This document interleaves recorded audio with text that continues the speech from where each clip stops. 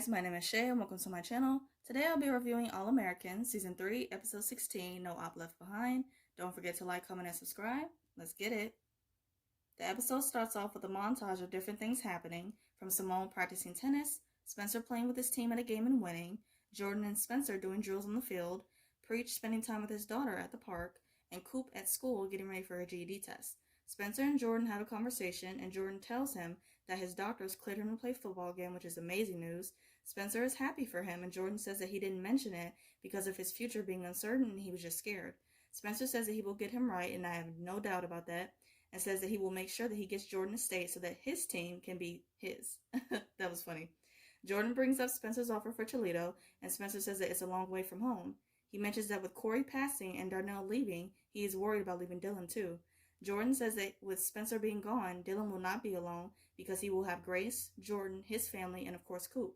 Spencer says that him and Coop are not on the best of terms right now and that they aren't speaking. So Jordan tells him to fix it. He says that he doesn't want to leave with any unresolved feelings or bad blood. Preach is pushing his daughter Amina on the swings at the park. He is in complete dad mode and it's super cute. So cute. Amina gets a call from Mo, and Preach tells her that they can't keep sneaking around behind her back.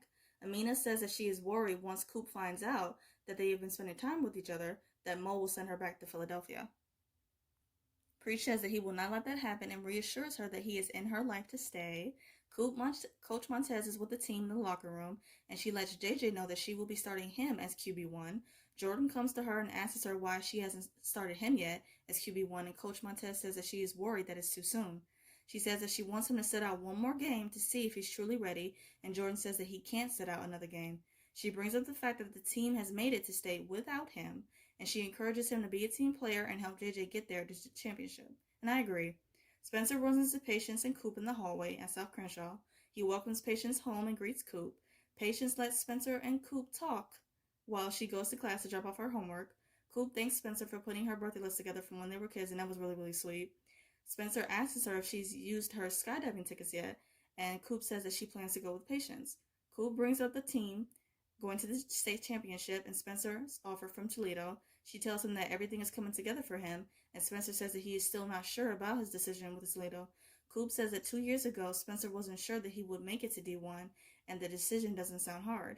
Patience comes outside her class, and she sees Spencer and Coop talking. It's awkward, and Coop tries to rush off and says that they have to leave. Before they go, Patience invites Spencer to her FRIENDSGIVing that she is having, and Spencer says that he doesn't really have a choice but to go. Asher and JJ are talking about their feelings on the next game. He asks Asher if he thinks Coach Montez will have any big-time recruiters at the game, and Asher says that he doesn't think that she is focused on that right now. JJ brings up the fact that Coach Montez's husband is the defensive coordinator at Coastal California, and Asher is shocked to hear this information. Jordan comes to visit Simone after her practicing tennis. Simone says that she didn't get into Princeton and that her mother is now going to try to force her to go to Stanford. She says that Stanford is not the school that she wants to go to and that it just doesn't feel like her. She mentions that she wants them both to be able to play sports that they love at the schools that they want.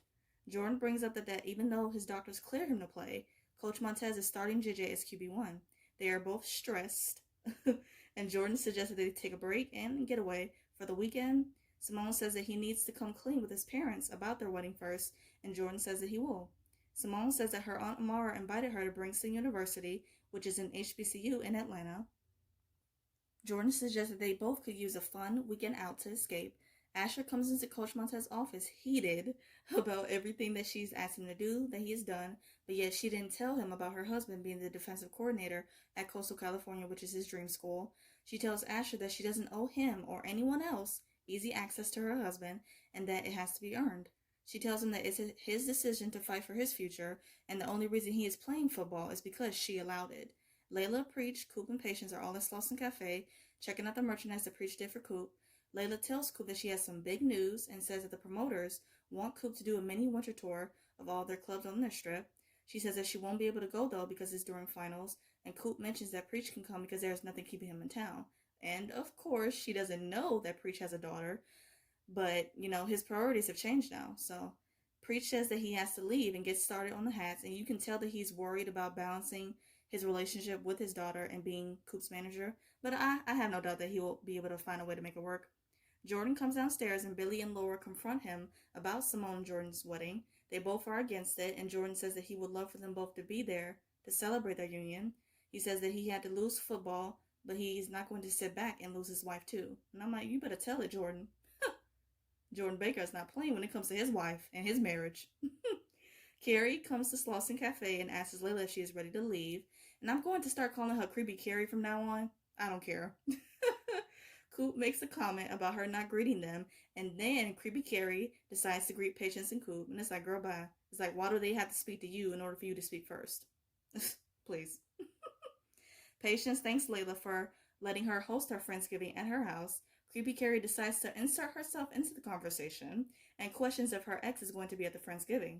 Coop says that Spencer is literally all of their exes, and Layla says that it's not a big deal. Creepy Carrie goes to wait by the door, and the second she leaves, Patience and Coop had the same look, and I immediately knew what that look was about. It was funny.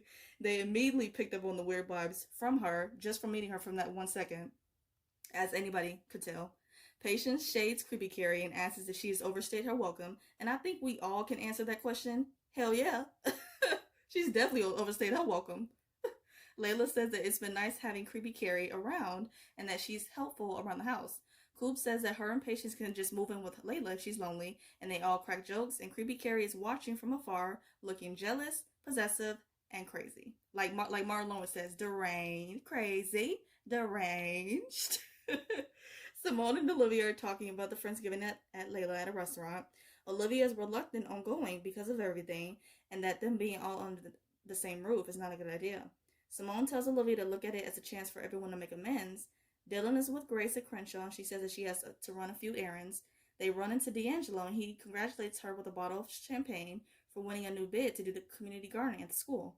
Dylan shades him and says that they don't drink wine in the house, and Grace tells him to be quiet. She tells him to hush. Grace invites D'Angelo over for them to celebrate with some peach cobbler, and Dylan tries to cockblock and asks if he can have some friends over that same night. Like, Dylan, you're not slick. Stop it. Preach and Mo have a talk at Slauson's Cafe, and she tells him that she didn't know that she was pregnant when she left town. They go back and forth for a little bit, and Preach says that he's going to be in Amina's life, and that there will be no debate about it. Spencer is also at Slauson's Cafe picking up some food for the Friendsgiving, and he sees Preach hugging Amina.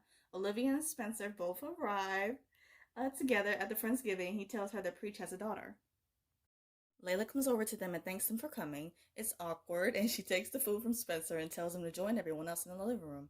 Patience makes a toast and says that when she was on tour, she was looking forward to coming home to her group of friends. She admits that things are awkward with everyone and that there is discord within the group, so she comes up with the idea that everyone go around and say something that they are grateful for in the friend group. They each go around and say what they are grateful for a certain person and what they do for them, and it's a really cute moment, minus Creepy Carrie's speech to Layla. Jordan, Coop, and Spencer are at the kitchen counter, and Jordan's mouth is watering to try out Grace's mac and cheese. Spencer says that his mom didn't make it and that he brought the sandwiches instead. Coop says that she doesn't just eat anyone's mac and cheese. Spencer and Coop talk about this funny story of when they were younger. When they ate someone's mac and cheese and they had bubble guts, they each took turns leaving the classroom to use the bathroom. Creepy Carrie comes over and she says that she made the mac and cheese, and I'm like, oh Lord. Jordan quickly puts the lid back on that mac and cheese dish, and Spencer starts coughing. It's hilarious. They both grab a sandwich and dip with the quickness. Creepy Carrie is still standing there like a weirdo, and after they leave, and Coop just looks back at her like, what is she still doing there? Spencer and Jordan are outside talking. He encourages Jordan that Beverly season isn't over and that JJ can get them to state. Simone and Olivia come outside to join them, and Olivia is telling Simone how she wants to go to an HBCU because she doesn't want to have to explain or defend who she is. Jordan suggests that she come with them to visit Bringston in Atlanta. They all agree to it, and Spencer feels left out and says that where is his invite? They both invite him, and this is a really cute moment. Jordan makes a comment about how the food in Atlanta is better than Creepy Carrie's mac and cheese. Hilarious. And I wouldn't want to eat that either. I'd much rather starve. Like, no thank you. No thank you. Coop is watching them all from inside, and Patience tells her that she has one more obstacle to overcome. She tells her that Spencer is trying to make amends and that she should try because they obviously miss each other and their family. Laura visits Billy in his office at Crenshaw, and they have a conversation about Jordan's wedding. Billy says that he doesn't want to lose Jordan and suggests that he has a talk with him about marriage.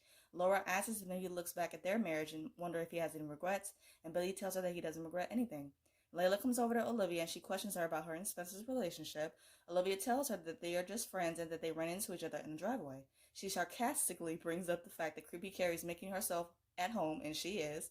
Layla says that she knows Creepy Carrie can come off a bit overprotective, but she means well. And I'm like, are you sure?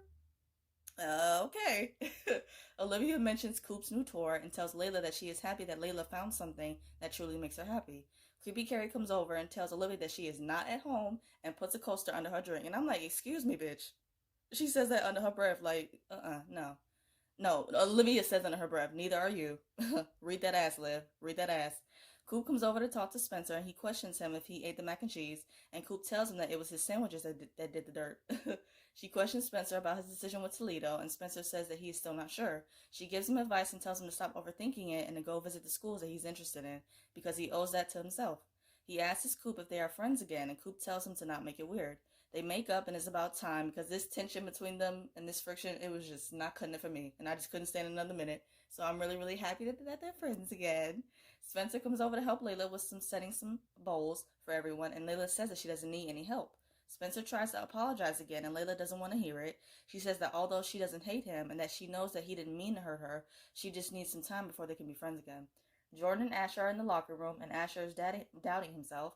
Jordan uplifts him and tells him that he needs to believe in himself and his abilities. JJ comes into the locker room with his helmet on, and Asher tells him to take it off because it's bad luck. JJ takes off his helmet, and his hair is a fiery red color. Jordan gives him some pointers, and they all go outside for the game. The game starts, and the Beverly team is not scoring at all. It's like miss after miss after miss. The game continues, and the Beverly team is not making any plays. Grace and D'Angelo are at her place, and they are talking and having a good time. Dylan intentionally clears his throat, trying to interrupt the little thing that they got going on. D'Angelo tries to connect with him and asks if he wants to watch one of those try not to laugh video compilations, and Dylan throws shade yet again and says that he has been trying to not laugh at his attempts to impress Grace all night. Grace scolds him, as she should, and demands that Dylan go to his room. D'Angelo gets the message loud and clear, and he says that he will leave. He tells Grace that Dylan and Spencer will come around, and when they do, him and Grace can have their happy ending. He kisses her goodnight and he leaves, and I'm warming up to the idea of them together because they are cute, and we have seen like a different side of D'Angelo, so I'm kind of here for this. The Beverly team comes back to the locker room. Coach Montez tells him that he is a great player and that he needs to believe that for himself. She tells him to prove her right in the second half of the game. Spencer and Olivia have a conversation, and he says that watching Beverly lose is harder than he thought, and that they deserve to make it to state, especially Jordan. Olivia asks him how things went with Layla at the Friendsgiving, and he says that it didn't go like he hoped, but that he and Cooper are in a better place. Olivia says that she can relate because her and Layla are getting to a good place despite Creepy Carrie getting in the way.